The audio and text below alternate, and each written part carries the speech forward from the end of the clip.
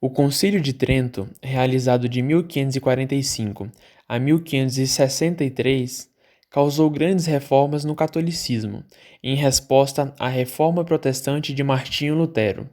Assim, a autoridade da Igreja de Roma foi vigorosamente reafirmada, depois de perder muitos fiéis.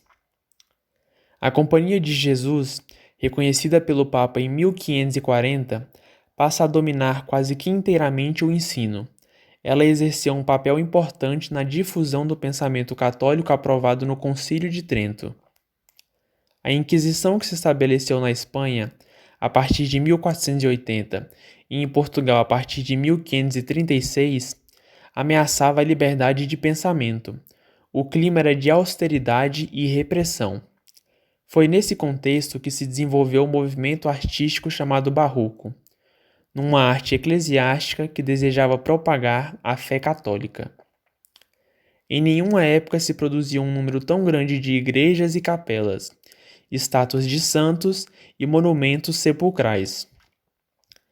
Em quase todas as partes, a igreja se associava ao Estado.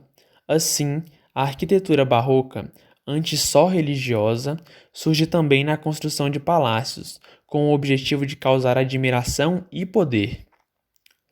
O barroco é um estilo que dominou a arquitetura, a pintura, a literatura e a música na Europa do século XVII. Por isso, toda a cultura desse período, incluindo costumes, valores e relações sociais, é chamada de barroca. Essa época surgiu no final do Renascimento e manifestava-se através de grande ostentação e extravagância entre os grupos beneficiados pelas riquezas da colonização. As principais características do Barroco são arte rebuscada e exagerada, valorização do detalhe, dualismo e contradições, obscuridade, complexidade e sensualismo.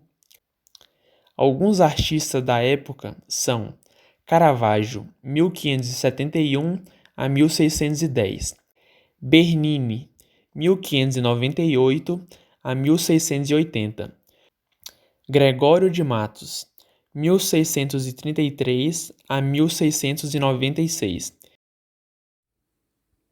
Padre Antônio Vieira foi um orador, filósofo, escritor e um dos missionários enviados para a catetização dos índios, conversão para a religião católica durante a conquista do Brasil.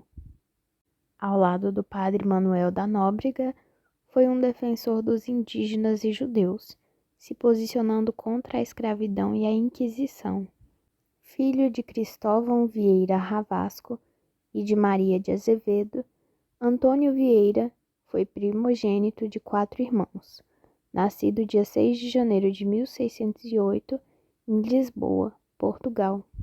Em 1614, com apenas 6 anos, mudou-se com sua família para o Brasil, visto que seu pai fora incumbido ao cargo de escrivão em Salvador. Destacou-se com seu brilhantismo no Colégio dos Jesuítas de Salvador, e ali despertou sua vocação religiosa.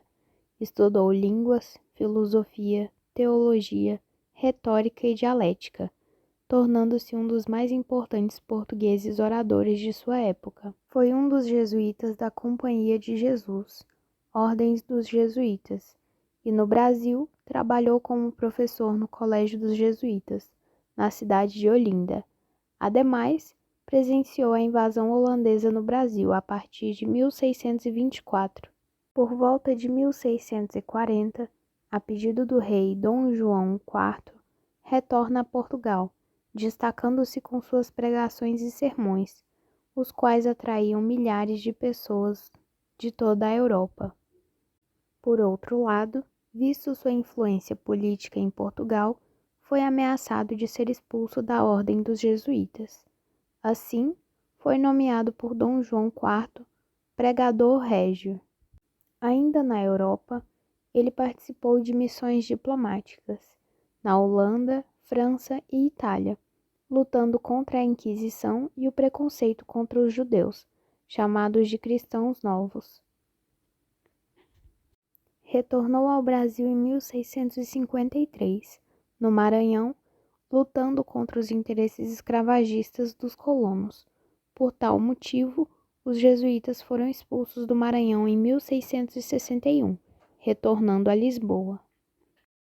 Perseguido pela Santa Inquisição, depois de muitos interrogatórios durante o tempo que esteve na prisão, entre 1665, em Coimbra, Vieira foi acusado de heresia. Contudo, fora anistiado pela Igreja em 1668. Em 1681, retornou ao Brasil promovendo outras missões entre os índios. Vieira faleceu em Salvador, dia 18 de julho de 1697, com 89 anos, após uma vida repleta de lutas pelos direitos dos escravos e judeus. Todo o amor é imaginário. Os homens não amam aquilo que cuidam, que amam. Por quê? Ou porque o que amam não é o que cuidam, ou porque amam o que verdadeiramente não há. Quem estima vidros, cuidando, são diamantes. Diamantes estima, e não vidros. Quem ama defeitos, cuidando, são perfeições. Perfeições ama, e não defeitos. Cuidais que amais, diamante de firmeza, e amais vidros de fragilidade. Cuidais que amais, angelicais, e imperfeições humanas.